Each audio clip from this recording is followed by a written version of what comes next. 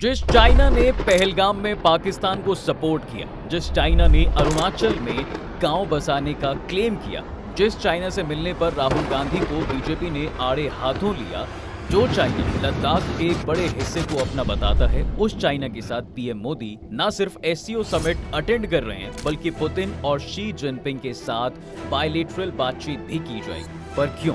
सिर्फ अमेरिका को डराने के लिए? और क्या ये सच में पॉसिबल है कि टैरिफ और अपने उल जलूल फैसलों से दुनिया भर में उथल पुथल मचाने वाले ट्रंप इस मीटिंग से बेचैन होंगे? चलिए इस वीडियो में समझने की कोशिश करते हैं कि मोदी, पुतिन और जिनपिंग के साथ आने का क्या मायना है और क्या अब ट्रंप टैरिफ को लेकर नरम पड़ जाएंगे और सिर्फ अमेरिका के लिए ये करना कितना सही है। शुरुआत करते हैं मोदी, पुतिन और जिनपिंग की मुलाकात से, क्योंकि इस मुलाकात पर सबकी नजरें पहले से थी। इवन अमेरिका में भी टॉप ऑफिशियल्स सब बोल रहे हैं कि मोदी को ये मुलाकात नहीं करनी चाहिए। अब 20 जनवरी 2025 को राष्ट्रपति बनने के बाद ट्रंप की हरकतों ने पूरी दुनिया में उथल पुथल मचा रखी है। लेकिन अभी बाकी दुनिया नहीं, बल्कि अपन उन 3 देशों को लेकर ट्रंप की पॉलिसी की बात करते हैं। देखिए, भारत पर ट्रंप की पॉलिसी 2 अप्रैल 2025 को ट्रंप ने करीब 100 देशों पर रेसिप्रोकल टैरिफ का ऐलान किया था। इसमें 25% टैरिफ के साथ भारत का भी नाम था। 7 अगस्त को ट्रंप ने 25% टैरिफ लागू भी किया। 27 अगस्त को रूस से तेल खरीदने की वजह से 25% पेनल्टी टैरिफ भी लगा दिया। भारत ने इसे अन्यायपूर्ण बताया। इसके अलावा ट्रंप भारत पाकिस्तान में सीजफायर का भी क्रेडिट लेते रहे हैं, जबकि भारत इससे इनकार करता रहा है। चीन पर ट्रंप की पॉलिसी, ट्रंप ने शुरुआत में 145% टैरिफ लगाया। जवाब में चीन ने भी 125% का टैरिफ लगा दिया। इसके बाद ट्रंप नरम पड़े और 90 दिनों के लिए 2 बार टैरिफ टाल चुके हैं। हालांकि ट्रंप लगातार चीन पर 100% टैरिफ लगाने और तबाह करने की धमकी देते रहते हैं। कर कुछ रहे नहीं है, ये बात अलग है। रूस पर ट्रंप की पॉलिसी, अपने चुनावी कैंपेन में ट्रंप ने रूस यूक्रेन युद्ध खत्म करने का वादा किया था। वो इसकी कोशिश में भी लगे हैं। इसी सिलसिले में उन्होंने अलास्का में पुतिन से मीटिंग भी की। इंडिया से रूस के साथ ट्रेड बंद करने के लिए बोलकर उस पर प्रेशर भी डाला। हालांकि ट्रंप ने अभी तक रूस से कोई आर्थिक प्रतिबंध नहीं हटाए। साथ ही रूस से तेल खरीदने वाले देशों पर पेनल्टी टैरिफ भी लगा रहे। माने तीनों देशों के खिलाफ लगभग एक ऐसी रणनीति अपनाई है ट्रंप ने। और कहावत तो बहुत पुरानी है ना कि दुश्मन का दुश्मन दोस्त होता है। ऐसे में ये तीनों अब साथ में आ गए। अच्छा, हमेशा से ही ये नहीं रहा है, बल्कि पिछले कुछ डिकेड में अमेरिका लगातार भारत को अपने साथ जोड़कर चीन का मुकाबला करना चाहता था। लेकिन ट्रंप ने अचानक भारत पर 50% टैरिफ लगा दिया, जिससे मोदी सरकार हैरान रह गई और जिनपिंग की ओर रुख करना शुरू किया। क्योंकि जो चाइना खुद रूस से सबसे ज्यादा ऑयल इंपोर्ट करता है, उसको तो कुछ नहीं बोला, बल्कि सॉफ्ट टारगेट समझकर इंडिया पर ही एक्स्ट्रा टैरिफ लगा दिया। अमेरिकी think tank Carnegie Endowment for International Peace ने इस पर अब तंज भी कसा है और कहा है कि ट्रंप असली पीस मेकर निकले, जिन्होंने भारत और चीन को करीब ला दिया, क्योंकि उन्होंने भारत को दुश्मन की तरह ट्रीट किया। ट्रंप के टैरिफ के जवाब में भारत, रूस और चीन के एक साथ आने से दुनिया की 3 बड़ी सैन्य और आर्थिक ताकतें एक साथ आ जाएंगी। इसलिए एससीओ जैसे छोटे ऑर्गेनाइजेशन के इस समिट पर अमेरिका सहित पूरी दुनिया की नजर है साहब। पर मोदी, पुतिन और जिनपिंग के एक साथ आने के क्या मायने हैं? सबसे पहले तो 3 बड़े देशों के लीडर्स का मिलना फोटो ऑप्टिक्स और डिप्लोमेसी के लिहाज से बहुत मायने रखता है, क्योंकि बड़े अलायंस की शुरुआत ऐसी ही होती है। तो अब आंकड़ों से ये जानते हैं कि ताकत कितनी बनेगी और इसके बाद ये देखेंगे कि इससे अमेरिका को नुकसान होगा या नहीं, और अगर होता है तो कितना होगा। देखिए, अब ये तीनों देश एक साथ मिलकर कितनी बड़ी ताकत बन जाते हैं, और आप इसे अब कई पैमानों में रखकर भी देख सकते हैं। सबसे पहले आती है पॉपुलेशन। मुझे पता है कि आप लोग बोल रहे होंगे कि यार पॉपुलेशन कब से ताकत हो गई। तो दोस्त, पॉपुलेशन का एक पहलू कंज्यूमर भी होता है। इंडिया की पॉपुलेशन ज्यादा है तो उसके पास कंज्यूमर भी ज्यादा है, और इसीलिए दुनिया की हर कंपनी इंडिया में आना चाहती है। और जब भारत, चीन और रूस की बात करते हैं तो यहाँ पर दुनिया का हर तीसरा शख्स है। दुनिया की कुल आबादी 835 करोड़ है। इसमें 37% यानी 304 करोड़ लोग सिर्फ तीनों देश यानी कि भारत, चीन और रूस में रहते हैं, जबकि अमेरिका की कुल आबादी 34.7 करोड़ है। यानी तीनों देशों की कंबाइंड आबादी अमेरिका से 9 गुना ज्यादा है। यानी हमारे पास 9 गुना कंज्यूमर हैं। अब दूसरा पहलू है परचेजिंग पावर, यानी खरीदारी की ताकत। वर्ल्ड बैंक के 2024 के डेटा के मुताबिक तीनों देशों की खरीदारी की ताकत अमेरिका से दोगुनी है। दुनिया की कुल परचेजिंग पावर वाली जीडीपी 197.43 ट्रिलियन डॉलर है। इसमें 61.3 ट्रिलियन डॉलर यानी 31.7% हिस्सेदारी भारत, रूस और चीन मिलाकर है। वहीं अमेरिका की जीडीपी पीपीपी 29.18 ट्रिलियन डॉलर है, यानी तीनों देशों की कंबाइंड जीडीपी अमेरिका से दोगुनी ज्यादा है।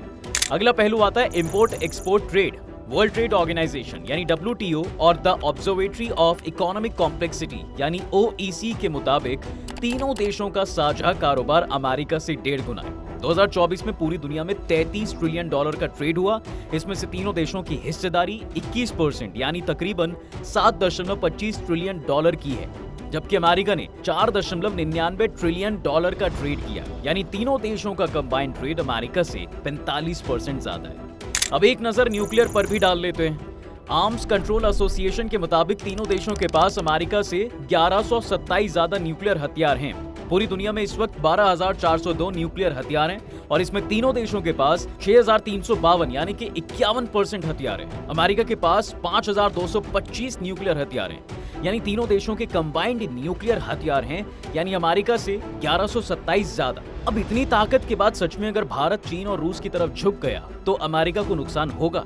देखो, एक्सपर्ट्स के मुताबिक इंडिया, चीन और रूस के एक साथ आने से अमेरिका को 5 बड़े खतरे हो सकते हैं। पहला, सबसे पहले तो अमेरिकी सामान का प्रोडक्शन महंगा हो जाएगा। अमेरिकी कंपनियां अपने ज्यादातर प्रोडक्ट्स की मैन्युफैक्चरिंग चीन और भारत में करती है, क्योंकि यहाँ पर उन्हें लेबर सस्ती मिलती है। इकोनॉमिक एक्सपर्ट के मुताबिक दोनों देशों में अमेरिकी प्रोडक्ट्स की मैन्युफैक्चरिंग घटेगी तो आईफोन, लैपटॉप, दवाइयां और सेमीकंडक्टर्स जैसी चीजें महंगी हो जाएंगी। अमेरिका को अब चीन +1 की बजाय भारत +2 के बारे में सोचना होगा। उसे अपनी सप्लाई चेन और मैन्युफैक्चरिंग के लिए भारत और चीन के अलावा दूसरे देशों की जरूरत होगी।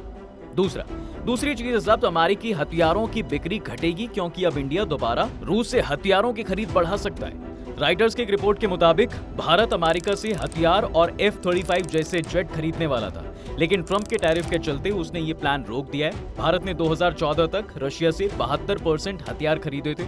इस वक्त भारत रूस से 36% हथियार खरीदता है। तीसरा, ग्लोबल स्टेज पर अमेरिका का दबदबा भी घटेगा। एक्सपर्ट्स के मुताबिक भारत, रूस और चीन के एक साथ आने से अमेरिका के लिए रूस पर सैंक्शन लगाना मुश्किल होगा। अभी तक यूक्रेन से जंग के मुद्दे पर भारत न्यूट्रल रहा है, लेकिन ब्रिक्स और SCO जैसे ऑर्गेनाइजेशन मजबूत होंगे तो अमेरिका का दबदबा कम होगा। उसके लिए रूस और चीन के खिलाफ ग्लोबल स्टेज पर कोई भी प्रस्ताव लाना आसान नहीं होगा। चौथा, अमेरिका के डॉलर का दबदबा कम होगा, क्योंकि रूस, चीन और भारत ब्रिक्स देशों के स्थायी सदस्य हैं।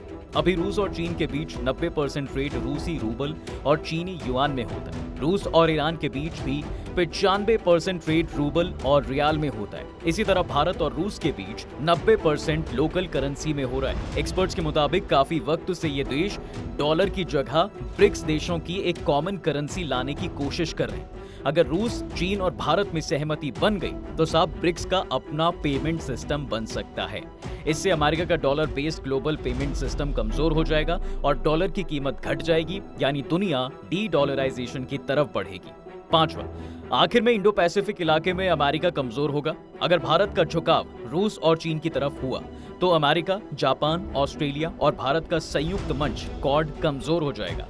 अगर भारत ने अमेरिका के साथ इंफॉर्मेशन शेयरिंग बंद की तो साउथ चाइना सी और हिंद महासागर के इलाके में चीन के मुकाबले अमेरिका कमजोर होगा। एक्सपर्ट्स कहते हैं कि चीन की मैन्युफैक्चरिंग पावर, रूस का एनर्जी सेक्टर पर दबदबा और भारत की सर्विस सेक्टर बेस्ड इकोनॉमी और बड़ा बाजार, अगर ये मिल गए तो सिर्फ ट्रेड ही नहीं, जियोपॉलिटिक्स भी बदल जाएगी। दुनिया सिंगल पोलर यानी अमेरिका के इर्द गिर्द घूमने के बजाय मल्टी पोलर हो जाएगी। अब ऐसा तो नहीं है साहब कि ये चीज अमेरिका को नहीं पता होगी, तो फिर क्या मोदी, पुतिन और जिनपिंग के साथ आने से क्या ट्रंप टैरिफ को लेकर नरम पड़ेंगे?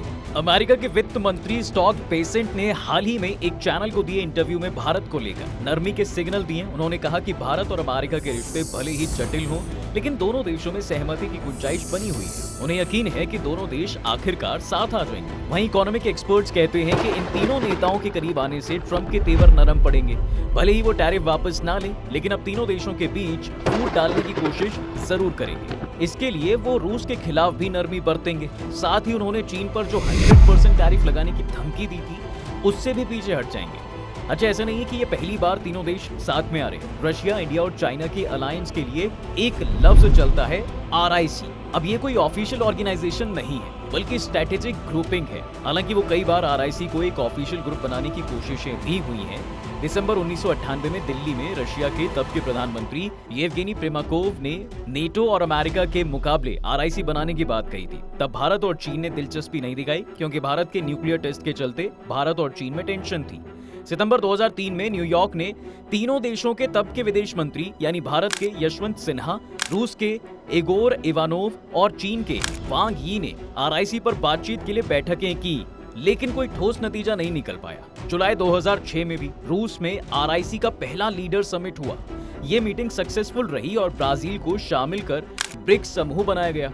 इसके बाद 2007 से लेकर 2018 तक अलग अलग मौकों पर तीनों देशों के नेता मिले, लेकिन ऑफिशियल तौर से RIC बनाने को लेकर कोई ऐलान नहीं। जून 2020 में भी RIC की वर्चुअल मीटिंग होती है क्योंकि भारत और चीन के बीच गलवान में सैन्य झड़प हो गई थी। इसके बाद रूस यूक्रेन युद्ध शुरू हुआ और RIC एक कंप्लीट पॉलिटिकल फोरम नहीं बन सका। अब 2025 में रूस ने RIC को फिर से शुरू करने की कोशिश की है क्योंकि भारत चीन बॉर्डर टेंशंस कम हुए, लेकिन भारत ने कोई मीटिंग फिक्स नहीं की है। जुलाई 2025 में रूसी deputy finance minister Andrey Rudenko ने यह भी कहा कि RIC को फिर से शुरू करना चाहिए क्योंकि तीनों ब्रिक्स के फाउंडर हैं। चीन के स्पोक्स पर्सन लिन जियान ने कहा साहब कि ये तीनों देशों के लिए अच्छा है। वहीं भारत के विदेश मंत्रालय के प्रवक्ता रणधीर जायसवाल साहब ने कहा कि ये कंसल्टेटिव फॉर्मेट है, मीटिंग म्यूचुअली कन्वीनियंट तरीके से होगी। बहरहाल अब देखना दिलचस्प रहेगा कि तीनों देशों के लीडर्स का मिलना क्या रिजल्ट देगा, क्योंकि सबसे पहले तो ये दोस्ती कितने दिन चलेगी, क्योंकि ये सिर्फ फोटो ऑप्टिक्स और रणनीतिक डिप्लोमेसी है जो ग्लोबल साउथ की यूनिट दिखाने और ट्रंप की नीतियों का मुकाबला करने के लिए है। क्योंकि अभी भी हम चीन पर बहुत भरोसा तो नहीं कर सकते, क्योंकि इसके पाकिस्तान के साथ रिश्ते बहुत मजबूत हो चुके हैं। ऐसे में भारत चीन के साथ मिलकर कोई डिफेंस डील या सैन्य गठबंधन तो नहीं करेगा। रही रूस की बात, तो भारत पहले से ही रूस से हथियार खरीदता और बेचता है। 2020 में गलवान के बाद तनाव कम हुआ, लेकिन सीमा विवाद अनसुलझा है। भारत क्वाड का मेंबर है जो चीनी विरोध संगठन है। भारत रूस और चीन की नजदीकी यानी BRI का समर्थन नहीं करता। कुल जमा बात यह साहब कि रूस के साथ दोस्ती थी और रहेगी, पर चाइना पर भरोसा नहीं कर सकते। अब इस वीडियो में आपको बता दिया है सब कुछ मैंने, तो आप मुझे बताओ कि क्या पहलगाम और पाकिस्तान के बाद चाइना के साथ हाथ मिलाना सही है या नहीं। आप अपनी राय मुझे कमेंट्स में जरूर बताना। वीडियो अगर आपको पसंद आई है तो इसे लाइक और शेयर जरूर करें। जाते जाते चैनल को सब्सक्राइब जरूर करते जाएं।